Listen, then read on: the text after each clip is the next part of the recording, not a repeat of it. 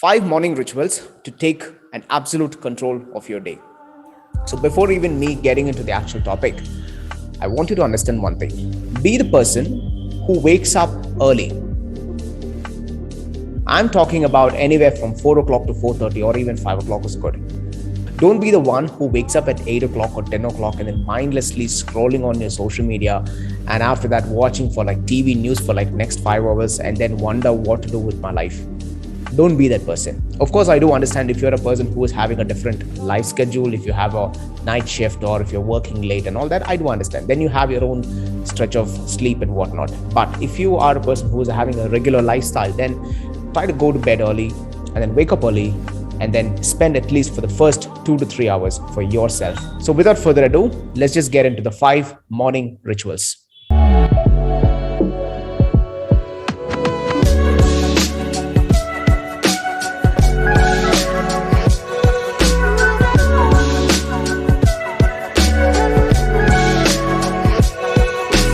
So the first one is stretching. So the moment you wake up, you have this cloud in your mind and it eventually wears off. So how do you break this and instantaneously break that cloudiness and then start getting in congruence with your reality? How do you do this?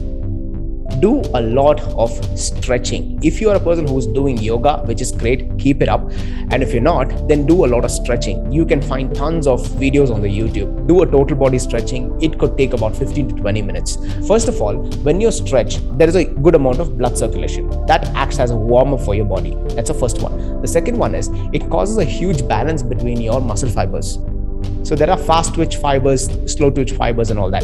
So what happens is in your regular operating rhythm of your life, if you're using most of the bigger muscle groups, then the smaller muscle groups tend to be underworked. And that causes imbalance in your body. So what is the repercussions of this? Your joints are taking a huge hit on this one. All right. So when you do that stretching, it causes the balance and even have a higher chance of healthy joints. And last but not the least, you have the flexibility in your entire body. Number 2, cold shower. So cold shower, it has been underrated. And me personally, I have been doing that for the last 3 to 4 years. And I'll tell you, I've seen so much of benefits when it comes to the cold shower. So like Dave Asprey talks about the cold shower, it literally re-engineers the mitochondrial DNA in your stomach, which is nothing but the gut bacteria, but that's on a scientific level. So what are the immediate benefits that you are able to see right from the day one that when you do the cold shower? First is that you're exposing yourself to so much of stress, right? I mean, cold shower is a stress. When you take that shower, when the water falls on your body, it's a stress. You don't want to be in that place. But when you break through that barrier and expose yourself to that cold temperature, what happens is your body immediately activates the threat response. So this will make you more alert throughout the day. That means your brain is functioning on a next level. You need that, okay? This restores the plasticity of your brain. That's one side to look at it. And the next thing is, since this is causing a huge stress to your body and mind, the rest of the day, whatever the stress that you're feeling, you won't be feeling the same way. And why? Because you already exposed yourself to so much stress in the first thing in the morning. The rest of the day, you won't be consuming it so much, okay? So this essentially helps you with your mental health. And even in some places, as per the study in Netherlands, there is 29% of reduced sick leave, that is the medical leave, for all the employees who are exposed to the cold shower. So if you're a boss, please convey this message to your direct reportees. Number 3, walking. Make sure you get walking at least for 20 to 30 minutes per day. And if you can do this on the empty stomach, it's got a great benefit. Benefit number 1 is that it helps you reduce the glycogen. Glycogen is nothing but the stored carbohydrates which is in your liver. So there is 2 processes. So once when you eat the food, it gets into your stomach and then eventually the glycogen, it converts into the glycogen, which is nothing but the glucose. It stores in your liver. And think of it this way. This is your RAM, your random access memory. It's a temporary, right? So before that gets converted into fat, when you take a walk, when you work out, when you run, when you do activities, that actually uses that as a fuel. You have very less chance of converting that particular food per se into fat. The other side is it's got a huge upside when it comes to the resting heart rate. So when you do the walking, you are feeling tired. Walking is very much underestimated. So when you do the walking on a particular day, your resting heart rate is much lower than compared to the other day. So do not underestimate the walking. Make sure you get good amount of walking. And if you can get this under the sun, which is great. Which brings me to the next point, get some sun. About 20 minutes of sun on an everyday basis is good for general wellness because it gives you a lot of vitamin D. But that's not the point. The point is that when you are getting some sun, it helps you connect with the nature. In turn, it helps you reduce your stress and anxiety. And that directly correlates with your thinking because you can think better. You can decide better. Make sure you get some sun during the walk. Last, meditation. I cannot stress this enough. Look at this way.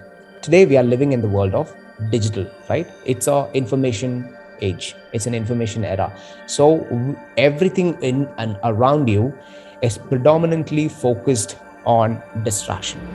Subconsciously, we are all being programmed by algorithm.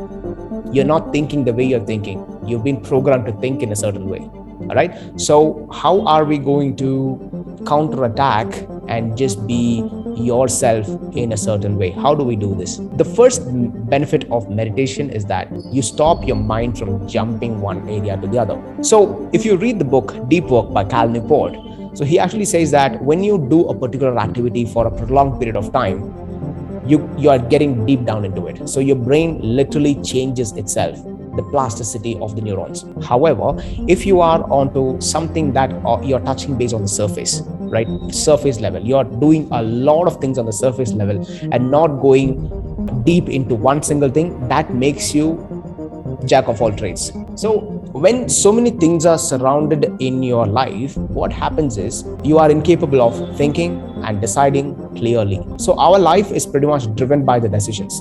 And if we don't have that decisions taken properly at the right time, then things are going to be like a heavy consequence that you want to face.